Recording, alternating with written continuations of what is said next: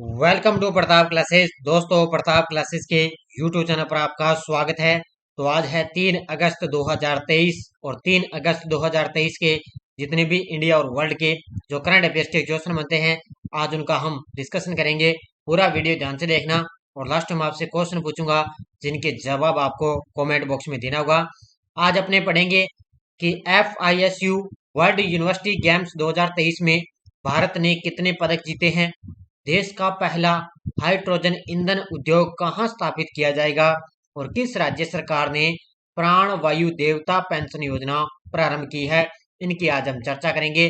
Daily आपको सुबह 6 बजे करंट की क्लास मिलती है और संडे के दिन आपको वीकली और पूरे मंथ कंप्लीट होने के बाद पूरे मंथ की क्लास आपको मिलती है। जैसे अभी आपको पूरे जुलाई मंथ का निचोड़ आपको मिल चुका है। तो सारे विद्यार्थी एक बार वीडियो को लाइक शेयर करेंगे। सभी विद्यार्थियों को गुड मॉर्निंग। स्टार्ट करें। सबसे पहले हम कल के क्वेश्चनों को रिवाइज कर लेते हैं। हाल ही में किस शहर में देश की पहली वर्ल्ड कॉफी कॉम्प्लेक्स का आयोजन किया होगा? तो ये होगा बेंगलुरु के अंदर। हाल ही में असम विधायिका सभा के नए भवन का उद्घाटन किसने किया? तो ये किया है हमारे लोकसभा अध्यक्ष ओम बिरला ने। हाल ही में इग्गा स्विस्टिक्स ने वॉर्सो में WTA खिताब जीता है। इनका संबंध किस खेल से है? तो ये है टेनिस की खिलाड़ी। नेक्स्ट है वर्ल्ड यूनिवर्सिटी गेम्स में भारत के संगमप्रीत सिंह बिस्ला और अवनीत कौर कंपाउंड इवेंट के चैंपियन बने हैं। इनका संबंध है तीरंदाजी। इनकी आज हम और चर्चा कर लेंगे। किस राज्य के मुख्यमंत्री ने मुख्यमंत्री कमांड सेंटर और CM डैशबोर्ड का उद्घाटन किया? तो ये किया है उत्तर प्रदेश के मुख्यमंत्री योगी आदित्यनाथ ने। हाल ही में राष्ट्रीय मूल्यांकन और प्राधिकरण के नए निदेशक कौन बने हैं? तो ये बन चुके हैं गणेशन कनबिरान बन चुके हैं। हाल ही में कॉरपोरेट ऋण बाजार विकास कोष की स्थापना की घोषणा किसने की? तो ये की है सेबी ने। किस केंद्रीय मंत्री ने रामेश्वर में doctor APJ Abdul Kalam memories never high die पुस्तक का विमोचन किया? तो ये किया है अमित शाह ने। अमेजॉन इंडिया ने किस शहर में डल झील पर अपने पहले फ्लोटिंग स्टोर का उद्घाटन किया? तो ये किया है श्रीनगर के अंदर।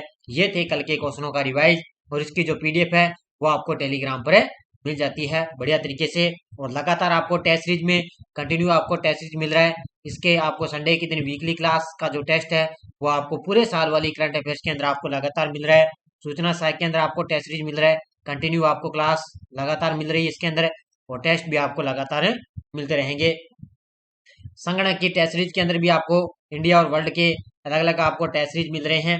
और उसके बाद में ये RSSM भी और RPSC द्वारा पूछे गए ओल्ड क्वेश्चन, इसमें भी आपको लगातार टेस्ट है धीरे धीरे आपको मिलते रहेंगे। और आगामी जो भी एग्जाम होंगे वो भी आपको टेस्ट सीरीज मिलते रहेंगे। अभी आपको पता है सेकंड ग्रेड का एग्जाम हुआ था ना, उसके अंदर फर्स्ट पारी और जो शाम को ग्रुप A और B में दोनों जो है GK के क्वेश्चन पूछे गए वो भी आपको इसके अंदर आपको मिलेंगे। तो लगातार आप टेस्ट सीरीज ज्वाइन करें बढ़िया तरीके से और अपने GK और करंट को आप मजबूत कर लीजिए। तो सारे विद्यार्थी एक बार वीडियो को लाइक शेयर करेंगे। तो आज की क्लास का पहला क्वेश्चन आपके सामने देखिए। हाल ही में FISU वर्ल्ड यूनिवर्सिटी गेम्स 2023 में भारत ने कितने पदक जीते हैं? तो FIS वर्ल्ड यूनिवर्सिटी गेम्स 2023 के अंदर भारत ने कितने पदक जीते? तो भारत ने 17 पदक जीते हैं। कितने? 17 पदक जीते हैं। कल मैंने आपको बताया था ना। अब देखो, ऐश्वर्य प्रताप सिंह तोमर ने, कौन है? ऐश्वर्य प्रताप सिंह तोमर ने कंपाउंड तीरंदाज अवनीत कौर और संगनप्रीत सिंह बिस्ला, ये कल मैंने आपको बताया था ना नाम, जिन्होंने गोल्ड मेडल जीता। और पुरुषों की इन तीनों, ध्यान रखना, ऐश्वर्य प्रताप सिंह तोमर, अवनीत कौर और संगनप्रीत सिंह बिस्ला, इन तीनों ने पुरुषों की 10 मीटर एयर राइफल टीम के साथ मिलकर चीन के चेंगडू में FISU वर्ल्ड यूनिवर्सिटी गेम्स 2023 में स्वर्ण पदक हासिल करके उल्लेखनीय जीत हासिल किया। तो इन्होंने स्वर्ण पदक जीता है। FISU वर्ल्ड यूनिवर्सिटी गेम्स 2023 में 31वां संस्करण में भारत ने पदकों की संख्या 17 पदक तक पहुंच चुकी है। यानी कि अभी धीरे धीरे इसका हो रहा है आयोजन। इसने भारत ने अब तक 17 पदक जीत लिए हैं और 31वां संस्करण इसका आयोजन किया जा रहा है। इसके अंदर 9 स्वर्ण, 3 रजत और 5 कांस्य पदक जीते हैं। तो 9 स्वर्ण पदक जीते, 3 रजत और 5 कांस्य पदक जीते। टोटल कितने हो गए? 17 पदक। भारत वर्तमान में पदक तालिका में चीन, जापान और कोरिया रिपब्लिक से पीछे चौथे स्थान पर है। यानी कि पहला स्थान चीन का, दूसरा स्थान जापान का तीसरा स्थान है कोरिया रिपब्लिक का और चौथा स्थान है अपने देश भारत का। तो भारत ने 17 पदक जीते, इसके अंदर भारत का चौथा स्थान है। और सर्वश्रेष्ठ आपको पता है भी किस खेल में सबसे प्रदर्शन किया है, तो ये तीरंदाजी के अंदर सबसे भारत ने सबसे अच्छा प्रदर्शन किया है, जिसके अंदर भारत ने 9 स्वर्ण पदक जीते हैं। हाल ही में देश का पहला हाइड्रोजन ईंधन उद्योग कहाँ स्थापित किया जाएगा? हाल ही में देश का पहला हाइड्रोजन ईंधन उद्योग कहाँ स्थापित किया जाएगा? तो ये किया जाएगा झारखंड के जमशेदपुर में। कहाँ पर किया जाएगा? झारखंड के जमशेदपुर के अंदर देश का पहला हाइड्रोजन ईंधन उद्योग स्थापित किया जाएगा। देखो मुख्य तथ्य, झारखंड के मुख्यमंत्री हेमंत सोरेन ने जमशेदपुर में 350 करोड़ रुपए से अधिक के निवेश से स्थापित होने वाले देश के पहले हाइड्रोजन ईंधन से संबंधित उद्योग को मंजूरी दे दी। यानी कि इन्होंने उद्योग को मंजूरी दे दी और देश का पहला जो हाइड्रोजन ईंधन से संबंधित उद्योग है ये कहां पर होगा? झारखंड के मुख्यमंत्री जमशेदपुर के अंदर इसका आयोजन किया जाएगा। तो देश का पहला हाइड्रोजन ईंधन कहां बनेगा? झारखंड के अंदर। इसमें देखो प्रस्तावित इकाई की क्षमता कितनी है? 4000 से अधिक हाइड्रोजन आईसी इंजन और ईंधन एग्नोस्टिक इंजन और 10,000 प्लस बैटरी प्रणाली इसके अंदर आयोजन होगा। और इसके लिए 354.28 करोड़ रुपए का निवेश किया जाएगा। तो देश के अंदर पहला उद्योग लगेगा, इसके लिए 354.28 करोड़ रुपए का निवेश किया जाएगा। भारतीय मूल की किस लेखिका का पहला उपन्यास बुकर प्राइज लॉन्ग लिस्ट में शामिल हुआ है? भारतीय मूल की ऐसी कौन सी लेखिका है जिसका पहला उपन्यास बुकर प्राइज लॉन्ग लिस्ट में शामिल हुआ? तो ये है कौन सी लेखिका? चेतना मारू। ऑप्शन नंबर 1 कौन है? चेतना मारू एक भारतीय मूल की एक लेखिका है और इसका पहला जो उपन्यास है ये बुकर प्राइज लॉन्ग लिस्ट के अंदर शामिल हुआ है। देखो कौन सा उपन्यास है? लंदन स्थित भारतीय मूल की लेखिका चेतना मारू का पहला उपन्यास western land 2023 Booker prize long list के अंदर शामिल हुआ। तो इनका पहला उपन्यास कौन सा है? तो ये है वेस्टर्न लैंड 2023। तो इनका जो पहला ये उपन्यास है ये लॉन्ग लिस्ट के अंदर शामिल हुआ। केन्या से प्रेरित मारू के इस उपन्यास को ब्रिटिश गुजराती संस्कृति के संदर्भ में रखा गया। तो केन्या से ये प्रेरित है। कौन है?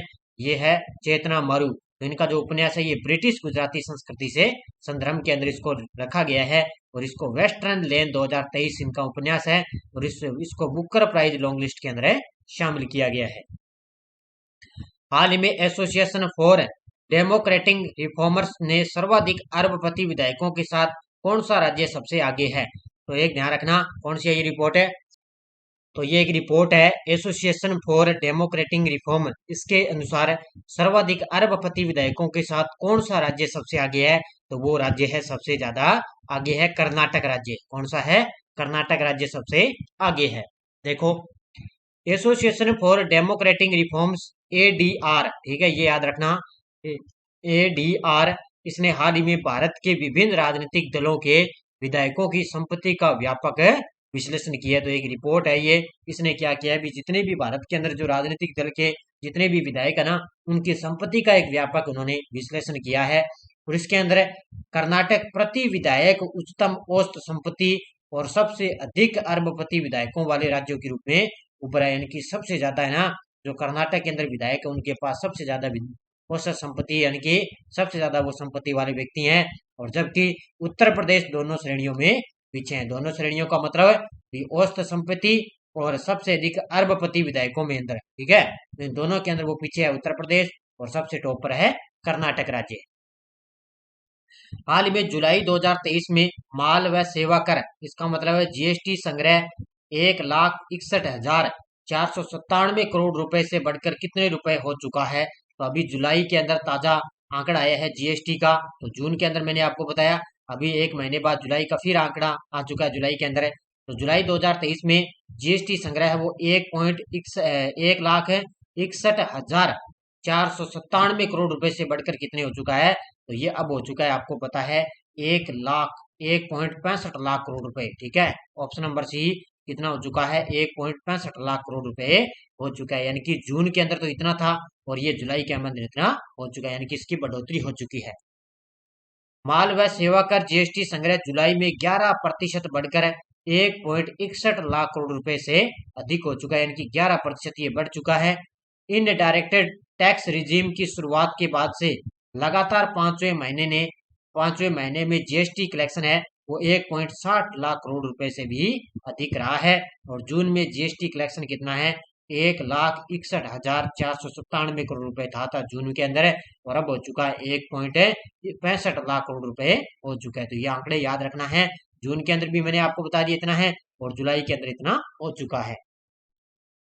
किस राज्य सरकार ने प्राण वायु देवता पेंशन योजना प्रारंभ की है? कौन सी ऐसी राज्य सरकार है जिसने प्राण वायु देवता पेंशन योजना शुरुआत की है? तो ये की है हरियाणा की सरकार ने। देखो कितनी शानदार योजना है हरियाणा की, प्राण वायु देवता पेंशन योजना, जिसकी शुरुआत की है हरियाणा की राज्य सरकार ने।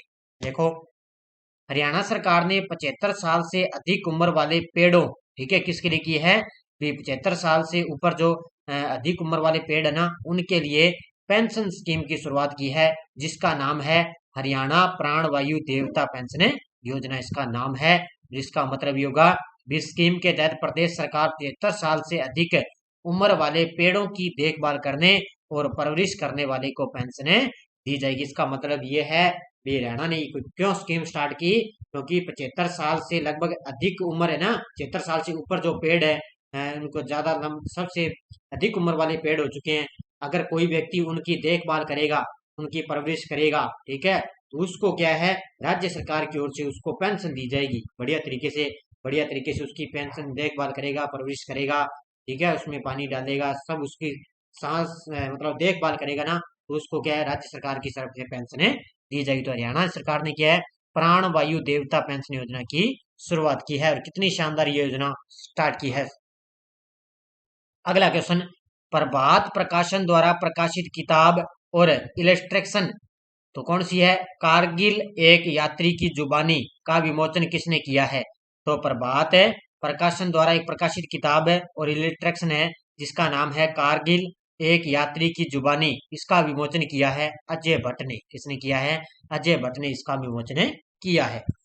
देखो भारतीय रक्षा मंत्रालय के राज्य मंत्री हैं अजय भट्ट ने नई दिल्ली यानी कि दिल्ली में कॉन्स्टिट्यूशन क्लब ऑफ इंडिया में प्रकाशित प्रभात प्रकाशन द्वारा प्रकाशित किताब है इलस्ट्रेशन कारगिल एक यात्री की जुबानी, हिंदी संस्करण के अंदर इसका विमोचन किया है। किसने? रक्षा मंत्रालय के राज्य मंत्री अजय भट्ट ने। कहां पर है? नई दिल्ली के अंदर इसका विमोचन किया गया।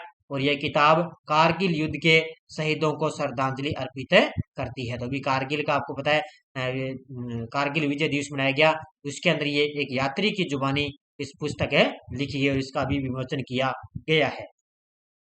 पीडीएफ फाइल आपको टेलीग्राम पर मिल जाती है, वीडियो के डिस्क्रिप्शन में टेलीग्राम का लिंक है, या आप टेलीग्राम पे प्रताप क्लासेस सर्च करोगे तो हमारे टेलीग्राम ग्रुप को आप ज्वाइन कर सकते हो। लगातार आपको पीडीएफ है, कोई सूचना सब आपको टेलीग्राम पर मिल रही है। पिछले वीडियो क्वेश्चन क्या था? वर्ल्ड सिटीज कल्चर फोरम में शामिल होने वाला पहला भारतीय शहर कौन सा है? तो ये बन चुका है बेंगलुरु शहर। बहुत सारे विद्यार्थियों ने शानदार तरीके से जवाब दिए, उन सभी को हार्दिक शुभकामनाएं। और अब देखो आपके लिए क्वेश्चन फॉर यू, किस केंद्रीय मंत्री ने बुनियादी साक्षरता को बढ़ावा देने हेतु उल्लास मोबाइल एप्लीकेशन लॉन्च किया है? राजनाथ सिंह, धर्मेंद्र प्रधान, अमित शाह, नरेंद्र मोदी? इसका जवाब आपको कमेंट बॉक्स में देना है बढ़िया तरीके से। तो जाते जाते सारे विद्यार्थी वीडियो को लाइक शेयर करते रहना। कंटिन्यू आपको क्लास मिल रही है बढ़िया तरीके से, और शाम को मेरी 4 बजे ये क्लास आपको मिल रही है। इसके अंदर आज कल मैंने आपको 22 नंबर का पार्ट मैंने आपको दे दिया, तो 22 नंबर की ये सीरीज मैंने दे दी, और लगभग आपको जुलाई से 1000 क्वेश्चन मैं आपको लगातार है इसके अंदर करवा रहा हूँ बढ़िया तरीके से। और सुबह मेरी ये 6 बजे आपको करंट की क्लास मिलती रहेगी। तो बढ़िया तरीके से आप बढ़िया तरीके से ज्वाइन करें। और ये कोई भी एग्जाम हो, जैसे कोई विद्यार्थी बैंक की तैयारी कर रहा है, यूपीएससी है, दिल्ली पुलिस है, राजस्थान पुलिस की वैकेंसी आने वाली है, सूचना सहायक का भी अगले महीने एग्जाम है, आगे सीईटी फिर आएगी, तो बहुत सारे एग्जाम होंगे, जिसके लिए आपको इंडिया करंट लगातार आपको पढ़ना पड़ेगा। और लगातार आप कंटिन्यू पढ़ोगे तभी आप करंट जो है एकदम तैयार है कर पाओगे। तो बस आप बढ़िया तरीके से पूरी मेहनत के साथ मेरे साथ लगातार बने हुए, बस मात्र 15 मिनट की ये क्लास आपको लगातार मिलती रहेगी, और ये 15 मिनट की क्लास आपका करंट एकदम इतना मजबूत है करती जाएगी। इसी आशा के साथ इस क्लास को आज समाप्त करते हैं। धन्यवाद। जय हिंद, जय भारत।